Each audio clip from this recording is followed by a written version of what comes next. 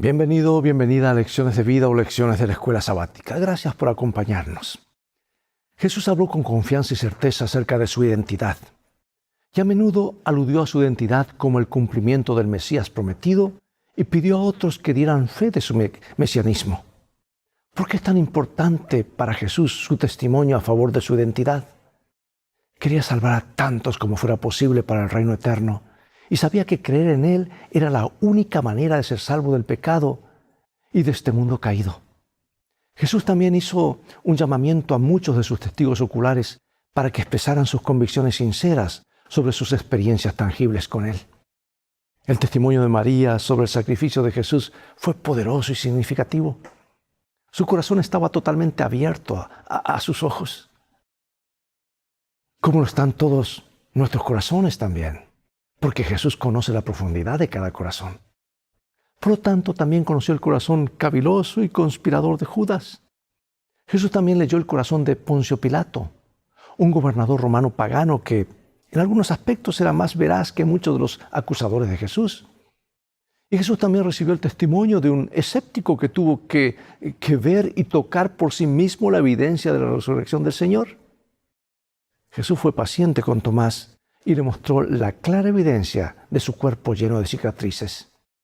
Hoy estudiaremos el testimonio más poderoso del mesianismo del Salvador, Jesús mismo, quien testifica de su misión mesiánica mediante sus palabras de vida eterna y sus milagros.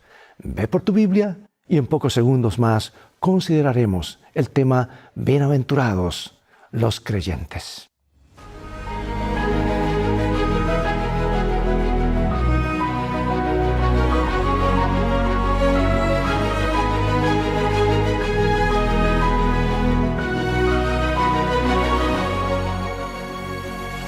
Comencemos con esta promesa y bienaventuranza para ti, para mí. Juan 20, 29. Jesús les dijo: porque me has visto, Tomás, creíste, bienaventurados los que no vieron y creyeron. A lo largo de su evangelio, Juan presenta una diversidad de personas con diferentes antecedentes, creencias y experiencias que dan testimonio de quién era Jesús. Por ejemplo, dicen: este es el Cordero de Dios. Otros: hemos hallado al Mesías. Hemos hallado a aquel de quien escribió Moisés. Rabí, tú eres el Hijo de Dios, el Rey de Israel. ¿No será el Cristo?, decían otros. Otros decían: nosotros mismos lo hemos oído y sabemos que en verdad este es el Salvador del mundo. Mientras que otros decían: Señor, ¿a quién iremos? Tú tienes palabras de vida eterna. Yo era ciego y ahora veo. Yo he creído que tú eres el Cristo, el Hijo del Dios que ha venido a este mundo. Y luego, aquí está su Rey. Y luego, yo no hallo delito en él. Señor mío, Dios mío. ¿Quiénes eran algunas de estas personas y por qué dieron testimonio acerca de la identidad de Jesús? No hay duda que la mayoría fueron los que lo conocieron. Ahora, Jesús no tuvo reparos en declarar quién era, ni tampoco en llamar a testigos para que dieran testimonios de quién era. Incluso a testigos que habían desaparecido hacía mucho tiempo. Por ejemplo, Abraham está entre ellos. Abraham, el padre de ustedes, se gozó en que vería mi día, y lo vio y se gozó. Ahora, ¿por qué fue el testimonio de Abraham tan importante como para ser incluido en el Evangelio de Juan? Comenta mi autora favorita: a través de tipos y promesas, Dios dio de antemano las buenas nuevas a Abraham, y la fe del patriarca se fijó en el Redentor que habría de venir. Cristo dijo a los judíos: Abraham vuestro padre se gozó de que habría de ver mi día, y lo vio y se gozó. El carnero ofrecido en el lugar de Isaac representaba al Hijo de Dios, quien habría de ser sacrificado en nuestro lugar. Cuando el hombre estaba condenado a la muerte por su transgresión de la ley de Dios, el Padre, mirando a su Hijo, dijo al pecador: vive, he hallado un rescate.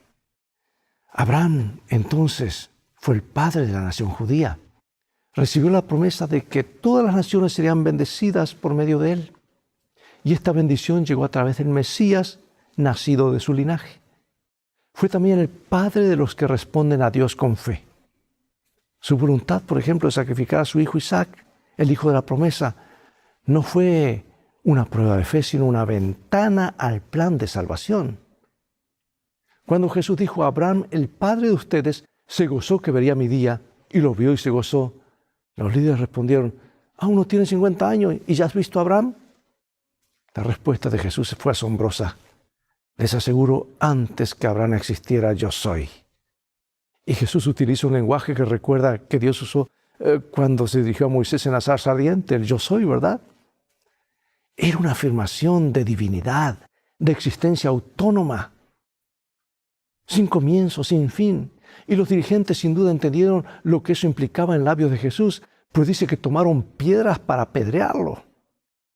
Ahora Pablo utiliza esta historia de Abraham para revelar la gran verdad de la salvación solo por la fe, sin las obras de la ley.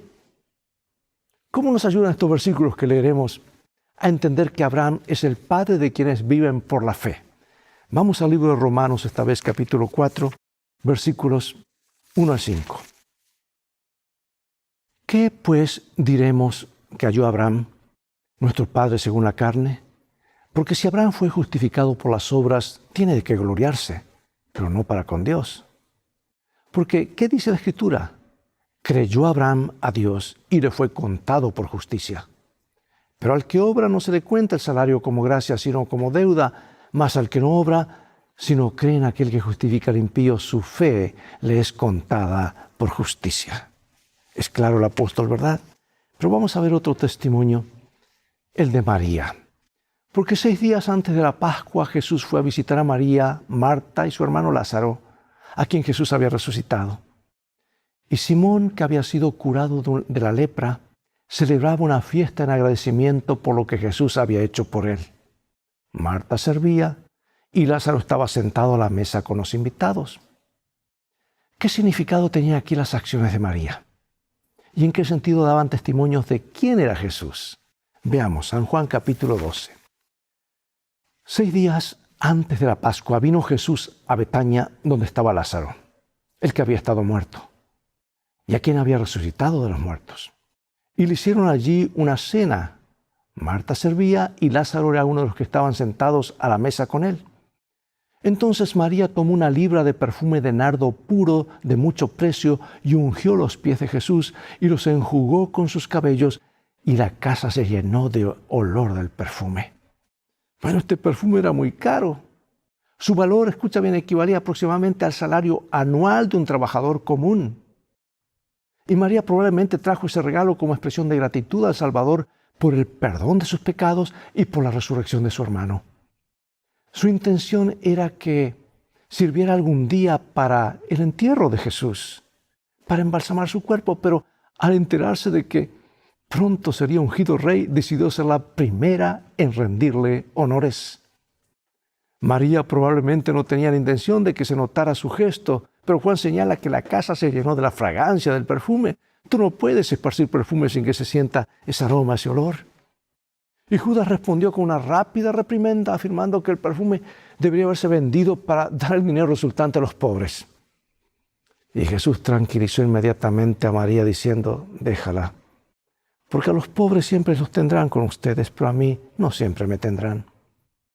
Y un tema recurrente en el Evangelio de Juan es que Jesús conoce el interior de las personas.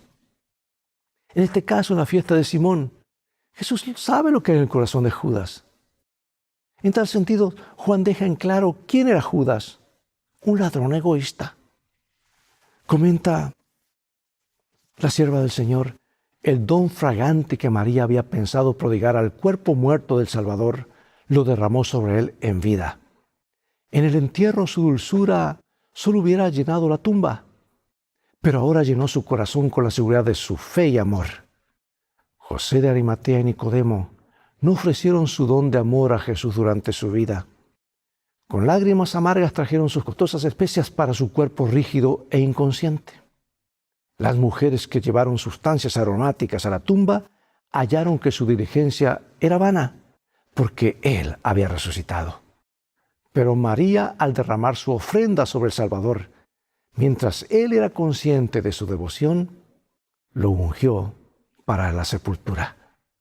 Y cuando Él penetró en las tinieblas de su gran prueba, llevó consigo el recuerdo de ese acto, un anticipo del amor que le tributarán para siempre los que redimiera. Oh, Jesús sabía lo que había en el corazón de cada uno. Lo que había en el corazón de María, en el corazón de Judas, también sabe lo que hay en nuestro corazón.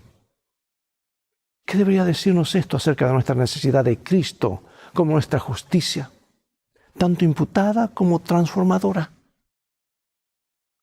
Vamos a otro testimonio, el de Pilato. Este, aunque fue involuntario, no deja de ser un testimonio, porque Juan registra una y otra vez los intentos de los líderes religiosos de apresar a Jesús, llevarlo a juicio y sentenciarlo a muerte. Y un tema característico del Evangelio de Juan, expuesto a menudo por Jesús, es que aún no había llegado su tiempo, su hora, es decir, el momento de su crucifixión. Ahora había llegado la hora. Jesús fue arrestado en el huerto de Getsemaní, llevado ante Anás, luego ante el sumo sacerdote Caifás y 2 veces ante Pilato. Y Juan ha llamado a muchos testigos de todas las clases sociales para que den testimonio de que Jesús era el Cristo. Y lo pone él por escrito. Y ahora Juan llama a Pilato, el gobernador que juzgó a Jesús. Este fue un testimonio importante porque Pilato era romano, gobernador y juez. La mayoría de los otros testigos eran judíos y plebeyos. Pero Jesús fue llevado ante Pilato el viernes de mañana temprano. Y el plan de los conspiradores era enviar rápidamente al prisionero a la cruz. Pero el comportamiento de Jesús llamó la atención de Pilato. El gobernador interrogó atentamente a Jesús y escuchó de sus labios: yo para esto he nacido, para esto he venido al mundo, para dar testimonio de la verdad. Todo el que es de la verdad oye mi voz. Y aunque el gobernador condenó finalmente a Jesús a muerte, proclamó 3 veces su inocencia. Y sobre la cruz escribió las palabras: Jesús Nazareno, Rey de los judíos, completando su testimonio acerca de quién era Jesús. Sin embargo, a pesar de su testimonio en favor de la inocencia de Cristo, lo condenó a muerte. Es que Pilato tenía ante sí a la verdad misma. Sin embargo, dejó que la turba lo intimidara y condenó a muerte a Jesús. Qué trágico ejemplo de lo que significa no seguir los dictados de la conciencia acerca de lo que es correcto. ¿Qué podemos aprender del ejemplo de Pilato? ¿O qué no debemos aprender? También de los peligros de permitir que el sentimiento popular y la presión grupal nos impidan hacer lo que creemos y sabemos que es correcto. Tenemos otro testimonio más, muy interesante, el testimonio de Tomás. Y vamos a ver qué podemos aprender de la historia de Tomás acerca de la fe y la duda. ¿Qué grave error cometió él? Son varios versículos. Sígueme, por favor. Vamos allá sobre el final del libro en Juan capítulo 20. Cuando llegó la noche de aquel mismo día, el primero de la semana, estando las puertas cerradas en el lugar donde los discípulos estaban reunidos por miedo de los judíos, vino Jesús y puesto en medio les dijo: paz a vosotros. Y cuando les hubo dicho esto, les mostró las manos y el costado. Y los discípulos se regocijaron viendo al Señor. Entonces Jesús les dijo otra vez: paz a vosotros. Como me envió el Padre, así también yo os envío. Y habiendo dicho esto, sopló y les dijo: recibid el Espíritu Santo. A quienes remitiereis los pecados, les son remitidos, y a quienes se los retuviereis, les son retenidos. Pero Tomás, uno de los 12, llamado Dídimo, no estaba con ellos cuando Jesús vino. Le dijeron pues los otros discípulos: al Señor hemos visto. Y él les dijo: si no viera en sus manos las señales de los clavos, y metiere mi dedo en el lugar de los clavos, y metiere mi mano en su costado, no creeré.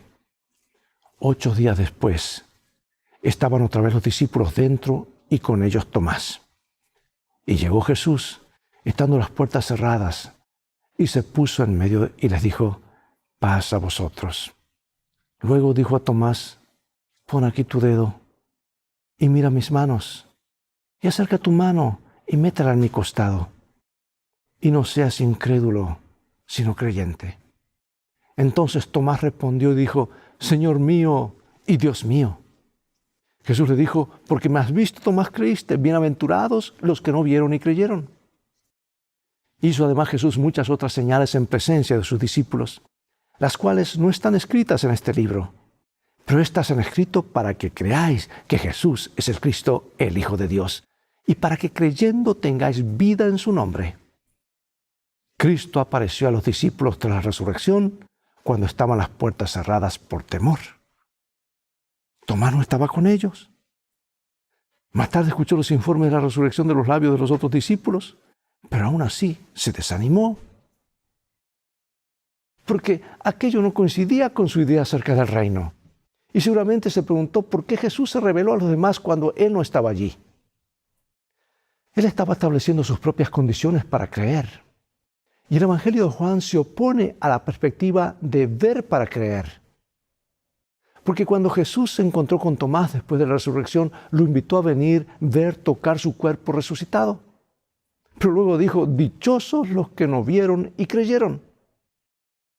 Una cita clave. Dios nunca nos exige que creamos sin darnos suficiente evidencia sobre la cual fundar nuestra fe. Su existencia, su carácter, la veracidad de su palabra, todas estas cosas están establecidas por abundantes testimonios que apelan a nuestra razón. Sin embargo, Dios no ha quitado toda posibilidad de dudar. Nuestra fe debe reposar sobre evidencias, no sobre demostraciones. A través de la palabra de Dios, de la creación y de la experiencia personal, se nos ha dado una asombrosa cantidad de evidencia para nuestra fe en Jesús. Si alguien te preguntara por qué crees en Jesús, ¿qué responderías? Una y otra vez, cuando Juan presenta testigos de Jesús, su objetivo es llevarnos a una conclusión contundente. También hizo Jesús muchas otras señales en presencia de sus discípulos que no están escritas en este libro. Pero estas fueron escritas para que ustedes crean que Jesús es el Cristo, el Hijo de Dios, y para que creyendo tengan vida por medio de Él. Imagina lo que significó ser testigo presencial de los milagros de Jesús. De haber estado allí estaríamos entre quienes creyeron, ¿verdad? Sin embargo, nuestras razones para creer en Jesús son mayores que las de quienes presenciaron sus milagros. ¿Por qué? ¿Con qué cosas contamos hoy que no tenían quienes vivieron la época de Jesús y que deberían ayudarnos a creer? Tenemos toda la evidencia bíblica, ya el cumplimiento. Esto es historia. Ellos no tenían la historia, estaban viendo si eso era cierto o no. Y hoy tenemos el cumplimiento de lo que Él dijo, las profecías, por ejemplo, Mateo 24, señales de su regreso. No solo contamos con los poderosos relatos del Evangelio de Juan, sino también tenemos gran ventaja de ver cómo se cumplió mucho de lo que Jesús y otros escritores bíblicos predijeron. También, por ejemplo, la destrucción del templo, la proclamación del Evangelio a todo el mundo, la gran apostasía, y que el mundo continúa siendo un lugar caído y malvado. Los 1260 años, 2300 años, 2300 años, todo durante la vida del ministerio de Jesús, todo lo tenemos y podemos comparar, podemos reafirmar nuestra fe. Sus seguidores siguieron siendo un pequeño y perseguido grupo de hombres y mujeres que, según todos los criterios humanos, debería haber desaparecido de la historia hace mucho tiempo. Pero no, siguió creciendo y hoy es una gran multitud. Por eso, a diferencia de nosotros, ¿cómo podrían haber sabido que todas estas cosas sucederían?